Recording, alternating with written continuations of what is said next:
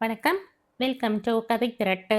இந்த வீடியோவில் நம்ம என்ன கதை கேட்க போகிறோம்னா, எழுத்தாளர் பிவிஆர் அவர்கள் எழுதிய வானமெல்லாம் ஆசை காற்றாடி கதையின் 4வது பகுதி. நம்ம சேனலை இது வரைக்கும் சப்ஸ்கிரைப் பண்ணாதவங்க சப்ஸ்கிரைப் பண்ணுங்க. பக்கத்தில் இருக்கிற பெல் ஐக்கானை கிளிக் பண்ணி ஆல்ங்கிற ஆப்ஷனை ப்ரெஸ் பண்ணுங்க. ஸோ தட் நான் போடுற கதைகளை உடனுக்குடனே நீங்கள் கேட்கலாம். வாங்க கதைக்குள்ளே போகலாம். தங்கம்மா ஓரிரு நிமிடங்கள் அயர்ந்து போன நிலையில் உறைந்து போனாள். தன் அண்ணாவைப் போலத்தான் அவனுடைய பெண்ணும் இருப்பாள் என்று எடை போட்டது எவ்வளவு பெரிய தவறு!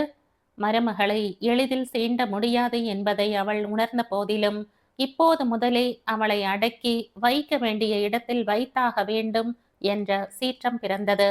அந்த நாட்களில் தன்னுடைய மாமியார் குறி வைத்து எய்த சொல் அம்புகளும் அவ்வப்போது குற்றம் சாட்டியதும் நினைவுக்கு வந்தன. ஆனால் தங்கம்மா என்ன செய்தாள்? மாமியாரை எதிர்த்து பேசவில்லை, வார்த்தைக்கு வார்த்தை வாயாடவில்லை, அதீதமான பொறுமையை கடைபிடித்தாள்.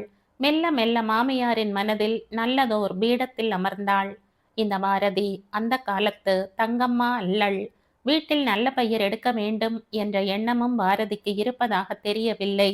சீனியர் ஜூனியர் என்று கோஷிக்கிறாள். அவள் மூலமாக குடும்பத்துக்கு அவ பெயர் வராமல் இருக்க வேண்டுமென்றால் பாரதியை அடக்க வேண்டிய முறையில் அடக்க வேண்டும். சர்க்கஸில் புலி சிங்கங்களையே அடக்க முடியும் என்றால் பாரதியையா வழிக்கு கொண்டு வர முடியாது? திடீரென்று பிள்ளை நாராயணனுடைய நினைவு வந்தது. டில்லியில் பார்த்த பாரதி தனக்கு ஏற்றவள் இல்லை என்று சொல்லியிருந்தான். பல முறை அவளிடமும் மாமாவின் பெண் மனைவியாக வர வேண்டாம் என்று கேட்டு கொண்டிருந்தான். அவள் செவி சாய்த்தாலும் ஈஸ்வரன் செவி சாய்க்கவில்லை. தமக்கும் தான் ஆரம்பத்தில் அவளை கல்யாணம் செய்து கொள்ள பிடிக்கவில்லை. ஆனால் கடைசியில் சம்மதித்தார். தாலி கட்டின நாளில் இருந்து அவர் எப்படி மாறிவிட்டார்? தம் தாயார் அவளை எவ்வாறு நடத்துகிறாள் என்று அறிந்து கொண்ட அவர் எப்படியெல்லாம் சமாதானப்படுத்தி அரவணைத்து கொண்டு போனார். இதை மனதில் வைத்து கொண்டுதானே அவர் தன் பிள்ளையை வற்புறுத்தி இசைய வைத்தார். பாரதி ஒரு பிரச்சனையாகி விடுவாளோ என்ற அச்சம் ஒரு பக்கம் தோன்றினாலும், பாரம்பரியத்தின் பெருமையும் குடும்பத்தின் செழிப்பும் கூடிய சீக்கிரம் பாரதி அவளை போல மாறி விடுவாள் என்ற நம்பிக்கையை தோற்றுவித்தன. பாரதி திரும்பி நடந்தாள். தேனொழுக பேசி வந்த அத்தை எப்படி திடீரென்று மாறிவிட்டாள்? ஒருவேளை இப்போது காண்பதுதான் அத்தையின் இயல்பான குணமோ? இதுவரை நடந்து கொண்டதெல்லாம் நடிப்பா? நடிப்பை பற்றி நினைக்கும் போது தானும் நேற்று வரை அதைத்தானே செய்தாள் என்ற எண்ணம் வந்தது. இனிமேல் அவளும் நடிக்க வேண்டிய அவசியம் இல்லை. வெட்டு ஒன்று துண்டு இரண்டாக பேசினால்தான் அவளால் தன் லட்சியத்தை நிறைவேற்றிக் கொள்ள முடியும். மரியாதை கொடுத்து மரியாதை வாங்கி பழக்கம் உள்ளவள் அவள். இனிமேல் அவமரியாதைக்கு அவமரியாதைதான் பதிலாக அமையும். அவள் முன் தாழ்வாரத்துக்கு வந்தபோது ஊஞ்சலில் ஈஸ்வரன் இல்லை. ஊஞ்சல் சங்கிலியை ஒரு கையால் பிடித்து கொண்டு ஒரு காலை ஊஞ்சல் மீது போட்ட வண்ணம் லட்சுமி பாட்டி உட்கார்ந்திருந்தாள். பாரதி, என்ன பாட்டி, நீ நேரத்துல தூங்கி எழுந்திருக்காததுக்கு உன் மேல தங்கம்மா தேசியப்பட்டாளோ? தேசியம்னா கோபம் இல்ல? இல்லையா, நீ பொய் சொல்றாய். இல்ல பாட்டி, கார்த்தால 7 மணியிலிருந்து பொறுபுறுத்து கொண்டிருந்தா. பொறுபுறுத்தான்னா என்ன தெரியுமா? கோபம், எரிச்சல் எல்லாம் கலந்த முணுமுணுப்பு. பாரதி பதில் சொல்லவில்லை. நீ ஒன்னையும் மனசுல வச்சுக்காத கிட்டையா? சரி. வந்த புதுசுல அவ 7:30க்கு முன்னால தூங்கி எழுந்து நான் கண்டதில்லை. அப்புறம் அப்புறம் நான் சொல்லி 7, 6:30, 6ன்னு ஆச்சு. இப்ப 5 மணிக்கு முன்னால எழுந்திருக்கிறா. நீயும் அவ மாதிரி சரி ஆயிடுவ. சரி பாட்டி, இந்த ஆத்துல நீ நல்ல பேர் எடுக்கணும்னா ஒரு காரியத்தை மனசுல ஆக்கிக்கணும். என்ன பாட்டி அது? யார்கிட்டையும் உத்தரம் சொல்லப்படாது, வாய் ஆடப்படாது, அடக்க ஒடுக்கமா இருக்கணும். மற்றவ முன்னாலே ஆம்படையாங்கிட்ட சிரிச்சு பேசப்படாது. அப்புறம் எல்லாத்துக்கும் மேல ஒன்று இருக்கு. அது என்ன பாட்டி? தேர ஒருத்தராய் இழுக்கிறது இல்லை, அது சாத்தியமும் இல்லை. வீடுங்கிறதும் தேர் மாதிரிதான். இந்த காரியத்தை இவ சேவாள்னு பார்த்துண்டு நிற்கப்படாது. ஒன்னால முடிஞ்ச காரியத்தை நீயும் செய்யணும். சரி பாட்டி. தன்னையும் மீறி பாரதி மீண்டும் நடித்தாள். காரியம்னா வெறும் அடுக்களை காரியம் மாத்திரம் அல்ல. கிழிஞ்சதை தச்சு வைக்கிறது, பூ பறிச்சு தொடுத்து வைக்கிறது, பூஜை பாத்திரங்களை அலம்பி கோலம் போடுறது. இது மாதிரி நான் சொல்லிண்டே போலாம். நீ தான் பார்த்து பார்த்து செய்யணும். பாரதி பதில் சொல்வதற்குள் ரேழியை தாண்டி தாத்தா முன்னேறி வந்தார். என்ன எச்சுமி, பொண்ணுகிட்ட பேசிட்டு இருக்கியா? நீங்க அறையண்டாம். பொண்ணே, பாட்டிமா என்ன சொல்றா? விசேஷமா ஒண்ணுமில்ல தாத்தா. 2 பேரும் சொல்ல மாட்டேள் அல்லவா? போகட்டும், எனக்கும் தெரியண்டா. தாத்தா தரைமேல் தரை மீது அமரவும் சகஸ்ரத்தின் மனைவி ராஜி வரவும் சரியாக இருந்தது. என்னடி ராஜி, என்ன வேணும்? பாரதிய ஆத்துக்கு கூட்டிட்டு போகலாம்னு வந்தேன். இங்கதான் சமையல் இல்லையே. நான் இனிமேதான் குளிக்க போறேன் சின்னம்மா. நானா என்னை சித்தம்மைன்னு கூப்பிடுவான். நீ உங்க ஊர் பாஷையில் சின்னம்மான்னு கூப்பிடுற. அதனால் என்ன, பரவாயில்ல. ஆமாம், அது எப்படி மணி 10:45 போறது? இன்னமும் குளிக்கலைங்கிறாய்? பாரதி பதில் சொல்லவில்லை. சரி, நீ குளிச்சுட்டு வேகத்துல வா. சித்தப்பாவுக்கு உங்கிட்ட என்னவோ பேசணுமாம். வரேன் சித்தி. ஆ, இது கேட்க நன்னா இருக்கு. சித்தி இப்படியே கூப்பிடு. நான் போயிட்டு வரேன். அம்மா, என்னடி ராஜி சமைச்சிருக்காய்? மன்னி உக்காந்துட்டான்னு தெரிஞ்சப்புறம்தான் ஆலோசிச்சேன். அப்பாவுக்கு இளவனும் சக்க கொட்டையும் போட்ட மிளகூட்டல்னா பிடிக்குமே. பாரதி, பூசணிக்காய்க்கு இளவன்னு சொல்லுவோம், சக்கைனா பலா. அவளுக்கு அப்புறமா பாஷை சொல்லி கொடுக்கலாம் ராஜி. தொட்டுக்கு என்ன வச்சிருக்காய்? வெண்டைக்காய் வதக்கி பச்சடி, கடுகு மாங்காயும் இருக்கு. கேட்டேளா உங்க மாட்டு பொண்ணு உங்களுக்காக என்ன செய்திருக்கான்னு? நாக்கு இப்பவே நம்மை தீட்டி வச்சுக்கோங்கோ என்றாள் லட்சுமி பாட்டி கணவரை பார்த்து. பாரதிக்கு கூட சிரிப்பு வந்தது. 11:15 மணிக்கு அவள் ஈஸ்வரனுடைய தம்பி சகஸ்ரத்தின் வீட்டினுள் பிரவேசித்தாள். அங்கே அவளுக்கு ஓர் ஆச்சரியம் காத்திருந்தது. சகஸ்ரம் ஊஞ்சலின் மீது கால் மேல் கால் போட்டு உட்கார்ந்திருக்க, அவனுடைய மனைவி ராஜி ஊஞ்சல் சங்கிலியை பிடித்து நிற்க, பாரதி இதுவரை பார்த்திராத ஓர் எலுமிச்சம்பழ நிற இளம் பெண் சோஃபாவில் அமர்ந்திருப்பதைக் கண்டாள். வா பாரதி, உனக்காகத்தான் தேவகி காத்து கொண்டிருக்கா என்ற சகஸ்ரம். தேவு, இதானே ஞான் പറഞ്ഞ പുള്ളി. டில்லி யூனிவர்சிட்டியா? അറിയോ, இங்கிலீஷ் லிட்ரேச்சர்ல எம்ஃபில் ஆனே என்றான். நமஸ்காரம் என்ற முகமலர்ச்சியுடன் கை கூப்பிய தேவகி. நீங்க உங்க ஊர் தமிழிலேயே பேசலாம் பாரதி. எனக்கு தமிழ் எழுத படிக்க தெரியும் என்றாள். அப்படியா? கோயம்புத்தூர்ல 5 வருஷம் படிச்சிருக்கேன். 5-6 திருக்குறள் சொல்லட்டுமா? இல்ல கம்ப ராமாயணத்திலிருந்து? வேண்டாம் மிஸ் தேவகி. மிஸ் தானே என்றாள் பாரதி. இன்னும் குறைஞ்சது 3 வருஷத்துக்காவது மிஸ்ஸா இருக்கிறதா உத்தேசம் என்ற தேவகி தொடர்ந்து. சகசரம் சார், நான் வந்திருக்கிற விஷயம் பத்தி சொல்லுங்க. என்ன பத்தியும் 2 வார்த்தை எடுத்து வீசுங்க என்றாள். சரி சொல்றேன் என்ற சகசரம் ஆரம்பித்தான். பாரதி, இவள் பேரு தேவகின்னா இவளோட அப்பா பேரு Vasudevan Nair. Great shipping and clearing கம்பெனின்னு ஒரு கம்பெனி இவளோட முப்பாட்டன் காலத்துல இருந்து கொச்சி, பம்பாய், கோழிக்கோடுன்னு கொடி கட்டி பறக்கிறது. இன்கம் டேக்ஸ்காரனை ஏமாத்தாதைக்கே வருஷத்துக்கு 1 கோடி ரூபாய் வரைக்கும் டாக்ஸ் கொடுக்குற கம்பெனி. அதோட சேர்மன் அண்ட் மேனேஜிங் டைரக்டர் எல்லாம் இவ அப்பா வாசுதேவன் நாயர் தான். எங்க அப்பாவோட கம்பெனி ஹிஸ்டரி எதுக்கு சார்? என்ன பத்தி சொல்லுங்க. பொறு தேவு, நான் ஹிஸ்டரி படிச்சவன் இல்லையோ.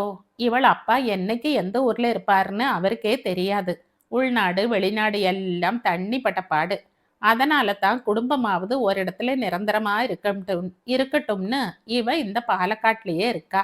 சந்திரா நகர்னு ஊருக்குள்ளேயே ஒரு இடம் இருக்கு. இன்னும் ஹிஸ்டரியிலேயே இருக்கீங்க சார். வந்துடுறேனே விஷயத்துக்கு. இவளுக்கு இங்கிலீஷ், சமஸ்கிருதம், தமிழ், மலையாளம், கன்னடம், மராத்தி, தெலுங்கு அவ்வளவுதான் எழுத படிக்க தெரியும். இப்ப வீட்டுல ஜெர்மன் படிச்சுட்டு இருக்கா. அதுக்காக அடிக்கடி மதராசுக்கும் போய் மேக்ஸ்முல்லர் பவன் வாசல்ல நிப்பா. இப்ப இவ வந்திருக்கிறது எதுக்குன்னா? இதத்தான் நீங்க முதல்லயே சொல்லி இருக்கணும் என்றாள் தேவகி. அஸ்திவாரம் இல்லாதைக்கு யாராவது பில்டிங் கட்டுவாளோ? உன்னை பத்தி பலமா சொன்னா தானே பாரதிக்கு எல்லாம் மனசிலாகும். இவ எம்ஏ லிட்ரேச்சர். கீட்ஸ் ஷெல்லியை தலைகீழா உப்பிப்பா. ஷேக்ஸ்பியரை அக்கு வேறு ஆணி வேற பீச்சு பீச்சு போடுவா. இப்ப இவளுக்கு என்ன ப்ராப்ளம்னா மேற்கொண்டு என்ன படிக்கிறதுன்னு. நான் சொன்னேன் ஹிஸ்டரியில எம்ஏ படின்னு. மாட்ட இங்கிலீஷ் லிட்ரேச்சர் தான்னு பிடிவாதமா நிக்கிறா. எம்ஏ எங்க படிச்ச என்று பாரதி கேட்டாள். கோயம்புத்தூர் ஆர்ட்ஸ் காலேஜில் பிஏ படிச்சுட்டு கரஸ்பாண்டன்ஸில் எம்ஏ முடித்தேன். ஃபர்ஸ்ட் கிளாஸா? ஆமாம். எம்ஃபில் படிக்கலாம். அதான் ஆசை. கிட்டக்கவே கோழிக்கோடும் கொச்சியும் இருக்குங்கிற. எம்ஃபில்லுக்கு சரியில்லைங்கிறா தேவகி. ஏன்? எம்ஃபில் பண்ணணும்னா நல்ல லைப்ரரி வேணும் இல்லையா பாரதி? மெட்ராஸ் தான் best. British council, American center, university, கன்னிமாரன்னு நிறைய லைப்ரரி இருக்கு. கூடவே ஜெர்மன் படிக்கவும் மேக்ஸ் முல்லர் பவன் வசதியா இருக்கும் என்றான் சகஸ்ரம். அப்ப கொச்சி, கோழிக்கோடு எம்ஃபில்லுக்கு கூட லாய்க்கு இல்லையா? கேள்வி கேட்கும் போதே ஏமாற்றமும் தொடர்ந்து வந்த துக்கமும் பாரதியின் தொண்டையை அடைத்தன. ரிசர்ச் பண்ணி தீசிஸ் எழுதணும்னா இங்கிலீஷ் லிட்ரேச்சருக்கு கேரளாவில் எந்த இடமும் சரியில்லை. எம்ஃபில்லுக்கே இப்படின்னா பிஹெச்டிக்கு? தேவகி சிரித்தாள். பிறகு, நீங்க ஏன் டெல்லியிலேயே பிஹெச்டி பண்ணல? பண்ண முடியாம போச்சு. நீங்க ஒரு தப்பு செஞ்சிட்டீங்க. என்னது தேவகி? பிஹெச்டி பண்ண முடியாதுன்னா எம்ஃபில்லுக்கே போயிருக்க கூடாது. பாதி கிணறு தாண்டுற மாதிரி இருக்கு. முடியும்னு தான் ஆரம்பிச்சேன் தேவகி. ஆனா ஆனா சாரி பாரதி, உங்க பர்சனல் ப்ராப்ளம்னா சொல்லாண்டாம். சகஸ்ரம், சரி அதெல்லாம் கிடக்கட்டும். தேவு, பாரதியை பார்க்கணும், நிறைய பேசணும் நாய். கமான் பேசு என்றான்.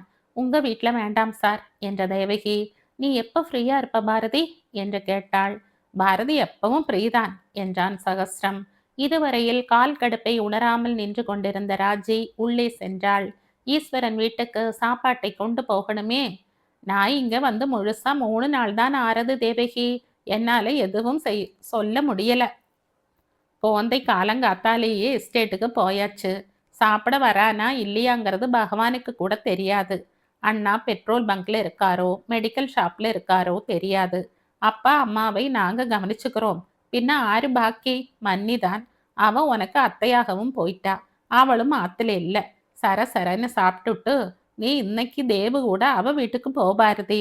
இத பாரு தேவு, நீ எங்க ஆத்து பொண்ணை உன் கார்ல கூட்டிட்டு போனா மாத்திரம் போராது. கார்லயே திருப்பி அனுப்பணும் கிட்டையா என்றான் சகஸ்ரம். இன்னைக்கு வேண்டாம், நாளைக்கு என்றாள் தேவகி. எதுக்கும் என் ஹஸ்பண்ட் கிட்ட ஒரு வார்த்தை சொல்லிடுறேன். அது அவசியம் இல்லை பாரதி. சோ குழந்தை ஒன்றும் சொல்ல மாட்டான் என்றார் சகஸ்ரம். அவ இஷ்டப்படியே ஆகட்டும் சார். நாளைக்கு நான் ஃபோன் பண்றேன். வரதானா கார் அனுப்புறேன். அந்த வீட்டுக்கு ஃபோன் பண்ணு. சரி சார், அப்ப நான் வரேன். தேங்க்யூ பாரதி என்ற தேவகி எழுந்தாள். எங்க சார், உங்க வைஃப் உள்ள போயிட்டாங்கல்ல? 2 பெரிய சாப்பாட்டு கேரியர்களுடன் ராஜி வந்து தாண்டி போக எத்தனித்தாள். நான் வரேன் மிஸ்ஸஸ் ராஜி. போயிட்டு வாமா பாரதி. உள்ள ஓர் அடுக்குல போயிட்டு வாமா பாரதி. உள்ள ஒரு அடுக்குல சாதம் இருக்கு. நீ அதை மட்டும் தூக்கிண்டு வா என்ற ராஜி அவசரமாக வாசலை நோக்கி நடந்தாள். தேவகி வெளியேறின பிறகு, பாரதி நீ இங்க என் கூட சாப்பிடலாம் கிட்டையா என்றான் சகஸ்ரம். முதல்ல சாதத்தை கொண்டு போய் கொடுக்கிறேன். பாத்திரம் சுடும், கை பொள்ள போறது, ஜாக்கிரதை. அதை அங்க வச்சுட்டு நீ இங்க வா. தாத்தாவுக்கும் பாட்டிக்கும் பரிமாற வேண்டாமா? ராஜி பார்த்தப்பள். அவர் சாப்பிட்றதுக்கு முன்னால நான் சாப்பிட்டா அது தப்புன்னு சொல்வாளே. ஆறு சொல்வா? தீர்ச்சியா சோத்த சொல்ல மாட்டான். ஈச்சா அண்ணா இதை ஒரு பெரிய காரியமாகவே எடுத்துக்க மாட்டான். ஓம் பாட்டா பாட்டிக்கும் தேஷ்யம் வராது. பின்ன ஆறு இருக்கா ஒன்ன குத்தம் சொல்றதுக்கு என்ற சகஸ்ரம் கேட்டான். வந்து அவரோட அம்மா. மன்னி உனக்கு அத்தையாச்சே, ஊரெல்லாம் நல்லவள்னு பேர் எடுத்தவள். தன்னோட அண்ணா பொண்ணை கோவிச்சுக்க மாட்டா. வேண்டாம் சித்தப்பா, இன்னொரு நாள் இங்க சாப்பிட வரேன். தேவகி போன்ல கூப்பிட்டா தீர்ச்சியா போகணும் கிட்டையா? சரி சித்தப்பா. இப்ப சாதத்தை அங்க கொண்டு போய் வச்சுட்டு இங்க மடங்கி வா. உங்ககிட்ட ஒன்னு சொல்லணும். ராஜை தன் மாமனாருக்கு பரிமாற ஆரம்பித்ததும் பாரதி மீண்டும் சகஸ்ரத்தின் வீட்டுக்கு வந்தாள். என்னமோ சொல்லணும்னு இருக்கேளே சித்தப்பா. என்ன? நேத்துக்கு ராத்திரி என்ன நடந்தது? என்ன நடந்தது? நீங்க என்ன சொல்றீங்க சித்தப்பா? ஒன்றும் நடக்கலையே. நீ பிஹெச்டி படிப்பை பத்தி குழந்தைகிட்ட பேசலையா? ஓ அதுவா? அதுதான். இது பத்தி நாங்க பேசிட்டு இருந்தோம், அவ்வளவுதான். நீ என்கிட்ட சொல்லலைன்னா தோஷம் இல்லை. குழந்தை காலங்காத்தால எஸ்டேட்டு போறதுக்கு முன்னால என்கிட்ட வந்து எல்லாத்தையும் சொல்லிட்டு தான் போனான். அப்படியா? அவனுக்கு உன் பேர்ல தேசியம் இல்லை. ஆனா தப்பு காரியம்தான் செய்துட்ட மாதிரி துக்கப்படுறான். என்ன தப்பு காரியம் சித்தப்பா? உன் கழுத்துல தாலி கட்டினது தப்பா படுறது அவனுக்கு. அப்பா அண்ணா மன்னி இவங்கெல்லாம் ஒன்னா சேர்ந்து குழந்தைகிட்ட கொஞ்சாத தோஷமா அவனை நிர்பந்தப்படுத்தினா. நான் கூட அவன் பக்கம் பறிஞ்சு பேசினேன். ஆனா எல்லாரும் என் வாயை அடக்கினா. இதெல்லாம் உனக்கு தெரியாது பாரதி. பெரிய நியாயம் இல்லை.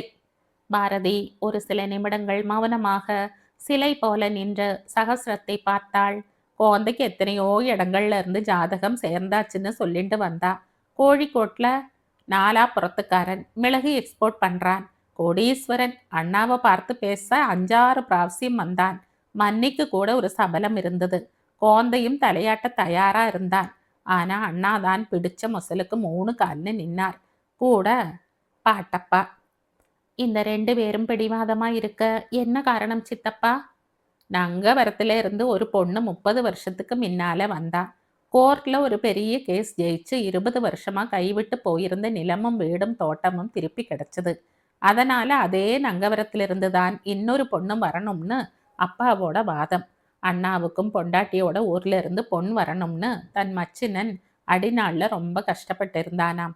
அவன மாதிரி நல்லவன் இனிமே தான் பூமியில ஜனிக்கணுமாம். அவனோட சொந்த பந்தம் என்னன்னைக்கும் விட்டு போகப்படாதாம். 2 பக்கத்திலேயும் மனப்பொருத்தம் இருந்துட்டா ஜாதகமே பார்க்காண்டாமாம். வேணும்னா பூ போட்டு பார்க்கலாம்னு அண்ணா சொன்னான். பார்த்தா நல்ல பூ கிடைச்சது. அப்புறம்தான் பொன் பார்க்கவே புறப்பட்டா. பாரதி பதில் சொல்லவில்லை. என்ன சொல்வது? திடீரென்று சகஸ்ரத்தின் முதல் கேள்வி ஞாபகத்துக்கு வந்தது. நேற்று ராத்திரி என்ன நடந்தது? இந்த கேள்விக்கு அவள் திரும்பினாள். நீங்க என்ன சொல்றீங்க சித்தப்பா? நீ ஒரு குடும்ப பொண்ணா இருக்கணும்னு தான் குழந்தை ஆசைப்படுறான் பாரதி.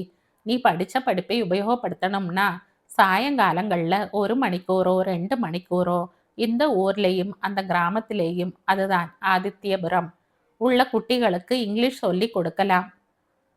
குட்டிகள்னா பொன் குட்டிகள் மாத்திரமல்ல, ஆண் குட்டிகளும் தான். உங்க அபிப்பிராயம்? நான் என்ன சொன்னால் என்ன பாரதி? என் வார்த்தை எங்கேயும் செல்லாது. ஏன் அப்படி சொல்றீங்க? நான் ஹிஸ்டரியில எம்ஏ ஃபர்ஸ்ட் கிளாஸ்.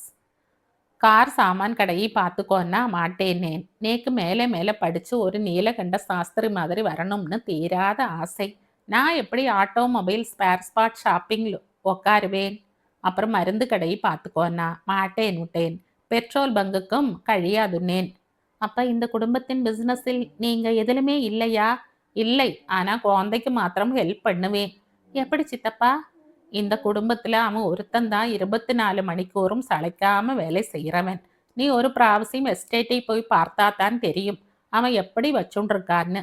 2 ஏக்கர் நிலத்தை ரிசர்ச்சுக்குன்னு ஒதுக்கி வச்சு நெல் பயிறு கடலை துவரை எல்லாம் போட்டு ரிசர்ச் பண்றான். இது சம்பந்தமா நிறைய எழுத்துகள் பல இடங்களுக்கு எழுதி போஸ்ட் பண்ணி வரும். இதுக்கு அவனுக்கு நேரம் இருக்காது. லெட்டர் எழுதி டைப் அடிச்சு போஸ்ட் பண்றது என்னோட வேலை. கோந்தை கேரள விவசாயிகள் சங்கத்தின் செக்ரட்டரி. அவன் எழுதண்ட எழுத்துக்களை நான் எழுதுவேன். அவன் கையெழுத்து மாத்திரம் போடுவேன். நீங்க ஏன் மேல படிக்க முடியாம போச்சு சித்தப்பா? அவசியம் இல்லைன்னா அப்பா, நீ இன்னைக்கு படிச்சு வெளியே போயிட்ட, நாளைக்கு இன்னொருத்தனும் உன்னை எக்ஸாம்பிள் காட்டி வெளியே போவான். அடுத்த தலைமுறையிலே குடும்பத்தையும் சொத்தையும் பார்த்துக்க ஆள் இல்லாம போயிடும்னு சொன்னார். அவர் சொல்றதும் நியாயமா பட்டது. நான் பிஹெச்டி படிக்க போனா யாருக்கு என்ன நஷ்டம் சித்தப்பா? என்ன இப்படி கேட்டுட்டாய் பாரதி? ஆருக்கு என்ன நஷ்டமா? நீ படிச்சு முடிக்க தீர்ச்சியா 2 வருஷமாவது ஆகும். அது குடும்பத்துக்கு மூத்த மாட்டுப்பொன் நஷ்டம். டாக்டர் பாரதின்னு பட்டத்தோட நீ மடங்கி வந்தா ஒரு நாள் இந்த கிராமத்துல இந்த பாலக்காட்டுல இருக்க உனக்கு பிடிக்காது. அப்புறம் என்னவாகும்? நீ புறப்பட்டு போறதுன்னு தீர்ச்சி ஆயிடுச்சுன்னா யாராலும் உன்னை தடுத்து நிறுத்த കഴിயாது. அப்புறம் என்ன? கோந்தை ஆம்படையான் குடும்பத்தை விட்டே போயிட்டான்னு கிராமமே பேசும், ஊர் பேசும். இது அவமானம் இல்லையோ? அப்ப நான் என்னதான் செய்யறது சித்தப்பா? இப்ப நான் இல்லையா? நீயே என்னை போல கழிச்சு கூட்டு. கழிச்சு கூட்டுறதுன்னா காலத்தை தள்ளின்று சொல்லிவிட்டு சகஸ்ரம் சிரித்தான். பிறகு அவன் தொடர்ந்து, நான் வர்றவா போறவாளோட ஊர்வம்பா பேசுறேன், ஹிஸ்டரி பேசுறேன். அதுல ஒரு தனி சுகம் இருக்கு. ஆத்துல நிறைய ஹிஸ்டரி புக்ஸ் இருக்கு. நித்தியம் 5-6 பேஜாவது பாராயணம் பண்றேன். நீயும் அது மாதிரி உன் இங்கிலீஷ் பசியையோ தாகத்தையோ தீர்த்துக்க நித்தியம் ஏதாவது படிச்சுண்டே இரு. இன்னைக்கும் ஈச்சா அண்ணா ஓ மாமனார் ஷேக்ஸ்பியர் படிப்பான், மில்டன் படிப்பான். கீட்ஸ்னா உயிர். டிக்கன்ஸ், ஸ்காட் எதையும் விட்டு வைக்க மாட்டான். இப்போ வர்ற ஹெமிங்லே, ஆர்த்தர் மில்லர், ஹென்றி மில்லர், ஹக்ஸ்லிகளையும் அப்பப்போ தொட்டு பார்ப்பான். யாருக்காவது தெரியுமோ? அவன் மருந்து கடைக்கு போகிறதும் பெட்ரோல் பங்குக்கு போகிறதும் தான் ஊருக்கு தெரியும். நீங்க என்ன சொல்ல வரீங்க சித்தப்பா? நீ ஒரு டாக்டர் பாரதியானா ஆருக்கு பெருமை? உனக்கு மாத்திரம்தான். ஆனா இந்த பெருமை எத்தனை நாளைக்கு? கொஞ்சம் கொஞ்சமா மத்த பிஹெச்டிகளை பார்க்கறப்போ நீயே மறந்து போயிடுவாய். பிஹெச்டி பண்ணியாச்சு. இன்னுமே சாதிக்கிறதுக்கு ஒண்ணும் இல்லைன்னு உனக்கு தோணவும் ஆரம்பிக்கலாம். அப்புறம் 2, 3 வருஷத்துல நீ படிச்சதை நீயே மறந்து போயிருப்பாய். பிஏ, எம்ஏங்கிறதெல்லாம் நம்ம படிப்புக்கு ஒரு அடையாளம் தான். மைல்கல் மாதிரி இதுக்கு அப்புறம் தான் நாம நம்ம அறிவை வளர்த்துக்கணும். நம்ம மனசுக்கு திருப்தியும் ஆனந்தமும் ஒரு நிறைவும் வேணும்னா நாம காலேஜ் இல்லாமலேயே படிச்சுண்டே இருக்கணும். ஒரு எக்ஸாம்பிள் சொல்றேன். மாஸ்டர் ராமையர்னு ஒருத்தர் ஊர் குளத்துக்கு எதிர்க்க இருக்கார். 90 வயசு. சோடா பாட்டில் கண்ணாடி. இப்ப நீ அங்கே போய் பாரு. தமிழ்ல சிலப்பதிகாரமோ திருக்குறளோ பெரிய புராணமோ படிச்சுன்னு இருப்பார். எதுக்கு இதெல்லாம் சொல்ல வரேனா, நீ பிஹெச்டி படிச்சுதான் மேதை ஆகணும்னு இல்லை. என்னதான் சுவாரஸ்ய அர்த்த செறிவுடன் சகஸ்ரம் பேசினாலும் அவனுடைய கருத்துக்களை பாரதியால் ஏற்றுக்கொள்ள முடியவில்லை. அவன் கூறும் ஆத்ம திருப்தியையும் ஆனந்தத்தையும் டாக்டர் பட்டம் வாங்கிய பிறகும் ஆரம்பிக்கலாமே. டாக்டர் பட்டம் என்ற ஒரு பெருமைக்காகவா அவள் படிக்க விரும்புகிறாள்? அவளுடைய தனித்துவத்தை நிலைநாட்ட அல்லவா? அவள் தன் வீடு திரும்பினாள். பாட்டி சாப்பிட்டு எழுந்தாகிவிட்டது.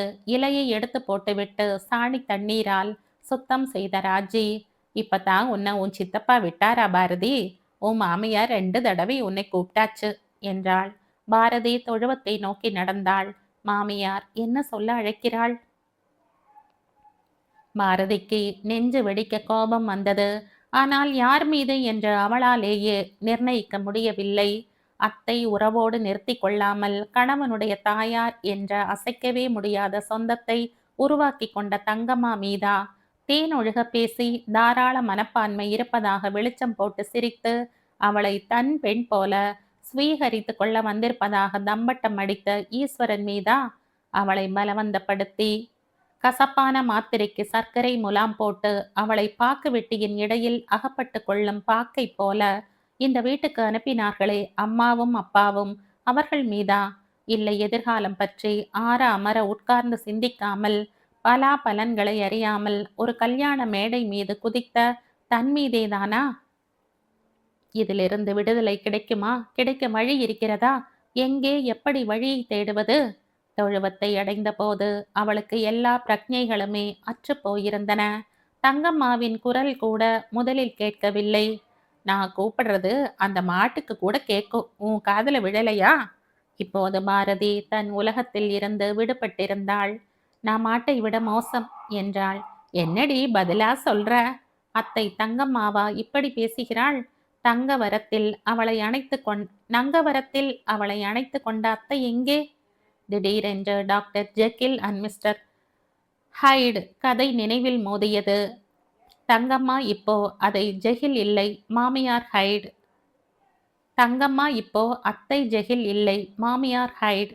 இதை பாருங்க அத்தை, ஒன்று இப்பவே சொல்லிடுறேன். நீங்க எனக்கு மதிப்பு மரியாதையும் கொடுத்தா நானும் மதிச்சு மரியாதை கொடுத்து மாமியாரா ஏத்துப்பேன். நான் இங்க வந்திருக்கிறது ஒரு மருமகளா. வேலைக்காரிகிட்ட கூட இந்த காலத்துல நீங்க இப்ப பேசின மாதிரி பேச முடியாது. நீ ரொம்ப படிச்சுட்ட. இத பத்தி எனக்கு சந்தேகமே இல்லை. வார்த்தைக்கு வார்த்தை வாயாட தெரியறது. உன் அம்மா உன்னை நன்னாவே வளர்த்தி அனுப்பிச்சிருக்கா. ஏன் அம்மாவை பத்தி பேசுறதுக்கு உங்களுக்கு உரிமையும் இல்லை, யோகியதையும் இல்லை. இப்ப எதுக்கு நீங்க வர சொன்னீங்க? அதை சொல்லுங்க. நீ இத்தனை நேரமா சகஸ்ரத்தின் வீட்டுல அரட்டை அடிச்சிட்டு இருந்த, பேசிட்டு இருந்த. தாத்தா பாட்டிக்கு இலை போட்டு பரிமாறணும்னு கூட உன் மண்டையில எண்ணம் முதிக்கல. ராஜி இருந்தா. ஏன் ராஜி இருந்தா வேலை மெனக்கிட்டா? பரிமாற நீ இல்லையேன்னு அவ அந்த காரியத்தை செஞ்சா. கூட மாட ஒத்தாசை செய்யக்கூட உன்னால முடியல. ஆமா முடியல. அதுக்கு என்ன இப்ப? நன்னா தாண்டி பேசுற. நங்கவரத்துக்கு என்னால பெருமை வந்தது. உன்னால நங்கவரத்துக்கு அவமானம் தான் உண்டாகும் போல இருக்கு. எனக்கு நங்கவரம் இல்ல. டில்லிக்கு ஏற்கனவே நிறைய அவமானங்கள் இருக்கு.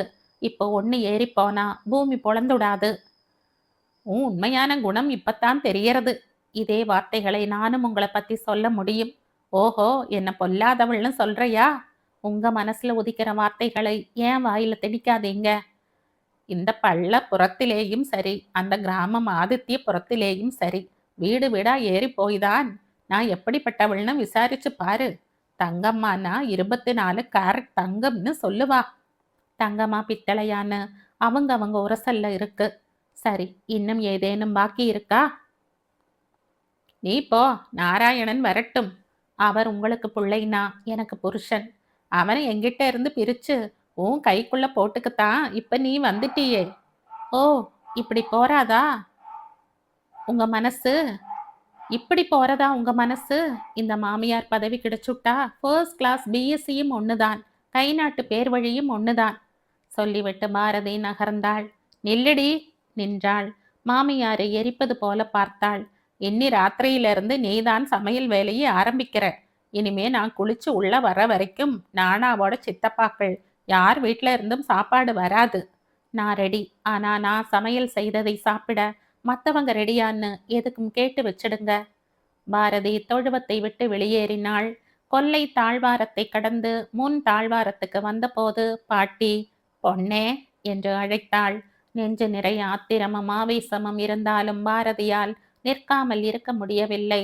என்ன பாட்டி? ஈச்சா ஒரு அவசர காரியமா கொல்லங்கோடு போயிருக்கானாம்.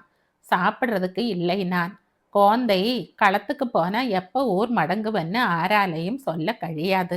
அதனால நீ சாப்பிடு. சரி பாட்டி. தங்கம்மாவுக்கும் நீ சாப்பிட்டப்புறம் போடு கட்டையா? சரி பாட்டி. இத்தனை நேரமா நீ தொழுத்து பெறையில தானே இருந்தாய்? ஆமாம் பாட்டி. தங்கம்மா உன்கிட்ட என்ன சொன்னா? ஒன்றும் பெருசா சொல்லல பாட்டி. என்னை பத்தி சொல்லாட்டா அவளுக்கு தூக்கமே வராதே. நான் பொல்லாதவள்னு அவகிட்ட பேர் வாங்கியிருக்கேன், தெரியுமோ நோக்கு? உங்களை பத்தி எதுவுமே பேசல பாட்டி. உங்குட்ட நிலவழிச்சாளா? அப்படின்னா சத்தம் போட்டாளா? இல்ல. அதிசயமா இருக்கு. அவ எப்ப எதுக்கு நிலவழிச்சாலும் நீ காதுல போட்டுக்காத கிட்டையா. என்கிட்ட வா, நான் பாத்துக்கிறேன். இன்னைக்கு ராத்திரி நான் சமையல் ஆரம்பிக்கணும்னா அத்தை குளிச்சு வர வரைக்கும் நான் தான். நோக்கு சமைக்க தெரியுமோ? குக்கர்ல சாதம் அடிக்க மட்டும்தான் தெரியும் பாட்டி. உப்பு மிளகாய் பொடி இதெல்லாம் அளவு தெரியாது.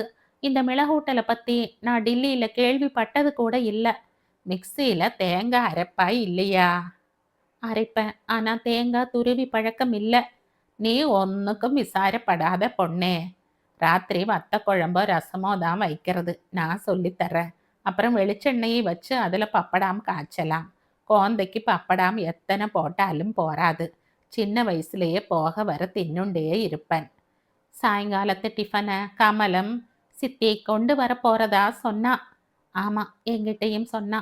கமலம் நல்ல பொண்ணு. ஆனா என்ன சொன்னாலும் வாயை திறக்க மாட்டா. அவளை கண்டாலே தங்கம்மாவுக்கு பிடிக்காது. ஏன் தெரியுமா? அவ அப்பா அவளுக்கு 100 பவுன்ல பண்டம் போட்டார். வைர நெக்லஸ் போட்டார். பெரிய பணக்கார வீட்டு பொண்ணாக்கும் கமலம். பாரதி விஷயங்களை காதில் வாங்கி கொண்டாள். பதில் சொல்லவில்லை. நீ போய் சாப்பிடு. ராஜி சித்தி வீட்டில் நான் சாப்பிடணும்னு சித்தப்பா சொன்னார். அதான் நல்லது. சகஸ்ரம் கலகலன்னு பேசுவான். அவனுக்கு இருக்கிற அவனுக்கு மனுஷால் வேணும். வேகத்தில் போய் சாப்பிட்டுட்டு வேகத்தில் மடங்கி வா. தங்கம்மாவை காக்க வச்சா அவ தேசியப்படுவள். சரி பாட்டி. தாத்தா தரை மேல் தரையில் உடம்பை வளைத்து படுத்து கொண்டிருந்தார். மெல்லிய குரட்டை ஒலி இழைந்து வந்தது. அன்று நாராயணன் வீடு திரும்பும்போது மாலை மணி 6. பாட்டி ஊஞ்சலில் உட்கார்ந்திருக்க பாரதி சுவர் ஓரமாய் ஒரு நாற்காலியில் 2 கால்களையும் மடக்கி வைத்து அமர்ந்திருந்தாள். நாராயணனை கண்டதும் பாரதி கால்களை தளர்த்தி கீழே போடவில்லை. எழுந்து நிற்க வேண்டும் என்பதையும் அவள் அறியாள். பாட்டிமா, அம்மா எங்க? அவ கார்த்தால உக்கார்ந்தா. எனக்கு பசிக்கிறது. கமலம் கொழுக்கட்டை உண்டாக்கி கொண்டு வந்தா. நன்னாய் உண்டாக்கி இருக்கா. உனக்குன்னு 5-6 எடுத்து வச்சிருக்கேன். பொண்ணே, குழந்தைக்கு பலகாரம் வை. தொட்டுக்க கார்த்தால வச்ச ரசம் இருக்கு. கடுகு மாங்காய் வெல்லம் இருக்கு. சரி பாட்டி என்ற பாரதி நாராயணனை ஓரக்கண்ணால் பார்த்து கொண்டே எழுந்து நகர்ந்தாள். நீ உச்சைக்கு எங்க சாப்பிட்டாய் குழந்தை? களத்துல. நீயே சமைச்சுண்டா இல்லையா? வேற என்ன வழி? குழந்தை. என்ன பாட்டிமா? கிட்டக்கவா. நாராயணன் அருகே சென்றான். நான் இப்ப சொல்றதை கேட்டு என் பேர்ல தேசியப்படக்கூடாது. நான் இந்த 3-4 நாளா பார்த்ததை வச்சுண்டு சொல்றேன். சொல்லு பாட்டிமா. பாரதி நல்ல பொண். சரி, ஆனா அவளுக்கு நம்ம ஊர் இன்னும் பரிச்சயம் ஆகலை. இன்னும் நம்மளை எல்லாம் நன்னாய் மனசில் ஆக்கிக்கலை. அதுக்கு இப்ப என்ன பாட்டிமா? ஆம்படையான் வந்தா பொண்டாட்டி உட்கார்ந்திருக்கப்படாது. அவள் எழுந்து நிற்கலை. காலம் மாறிண்டு வர்றது. அவள் வேணும்னே உட்கார்ந்திருக்கலை. எழுந்து நிக்கணும்னு அவளுக்கு தெரியலை. அம்பிடுத்தான். சரி, இன்னொன்னுடா குழந்தை. என்ன பாட்டிமா? தங்கம்மாவுக்கு சில பேரை கண்டா உடனே பிடிச்சு போயிடும். அவளோட குத்தங்குறைகள் தெரியாததைக்கு அளவு மீறி பழகவள். சில பேரை கண்டா அவ எத்தர நல்லவள் ஆனாலும் பிடிக்காது. இதுதான் சொல்லித்தான் உனக்கு தெரியணும்னு இல்லை. இதை எதுக்கு இப்ப என்கிட்ட சொல்றாய் பாட்டிமா? உன் பெரிய சித்தி கமலம் நல்லவள். அவளை கண்டாலே உன் அம்மைக்கு வெறுப்பு. ராஜிட்ட எத்தனையோ குறைகள் உண்டு. ஆனா அவள்கிட்ட தங்கம்மாவுக்கு தனி தாத்பரியம். மனசுல ஆறது. இதெல்லாம் எதுக்கு சொல்ல வர்றேன்னு மனசில் ஆறதோ நோக்கு. நாராயணன் மௌனமாக பாட்டியை பார்த்தான். மனசில் ஆகலை அல்லா. உன் அம்மைக்கு உன் பெண்டாட்டியை பிடிக்கலை. நானும் உன் அம்மை புதுசா இங்கு வந்தப்ப அப்படித்தான் இருந்தேன். தொட்டதுக்கெல்லாம் குத்தம் சொல்லுவேன். உன் அப்பாவோட பேசுறதுக்கு விடமாட்டேன். நான் செய்ததெல்லாம் தப்புதான். இப்ப என்னோட விசாரம் என்ன தெரியுமா? உன் அம்மை அடிநாள்ல என்கிட்ட கஷ்டப்பட்ட மாதிரி உன் ஆம்படையாள் படப்படாது. பாரதி டிஃபன் கொண்டு வர்றா. பாட்டிமா கை கால் அலம்பி தின்னுட்டு வரேன். பாட்டி பதில் சொல்லவில்லை. ஊஞ்சல் ஆடியது. கூடத்தில் சாப்பாட்டு மேஜை இருந்தும் நாராயணன் வழக்கம் போல தரையில் உட்கார்ந்தான். அவனுடைய பசியில் பிடி கொழுக்கட்டை எதிர்பார்த்ததற்கு மேல் ருசியாக இருந்தது. நீ சாப்பிட்டியா? ஒன்று தின்ன என்றாள் பாரதி. ஏன் ஒன்னே ஒன்று? எப்பவோ ஒரு வாட்டி பாம்பேயில் பாட்டி வீட்டில் தின்னிருக்க. அப்புறம் இப்பத்தான். எக்கச்சக்கமா தேங்காய் இருக்கு. எனக்கு பிடிக்காது. மெல்ல மெல்லத்தான் ருசி பிடிக்கும். என் அம்மாவும் இப்படித்தான் ஆரம்பத்துல கஷ்டப்பட்டு இருக்காள். பதில் சொல்லாமல் பாரதி ஒரு சில கணங்கள் அவளையே பார்த்துவிட்டு காஃபியா டீயா என்றாள். டீ கொண்டு வர. பாரதி நகர்ந்தாள். பாரதி, நேத்து நீ கோவில்ல இருந்து வீடு திரும்பினதும் புடவையை அவிழ்த்து விட்டு ஹவுஸ் கோட் போட்டுண்டாய். தப்பா? எனக்கு தப்பா படல. ஏன்னா டில்லியில வாழ்ந்தவள் நீ. எத்தனையோ வருஷங்களா அது உனக்கு பழக்கமா இருக்கு.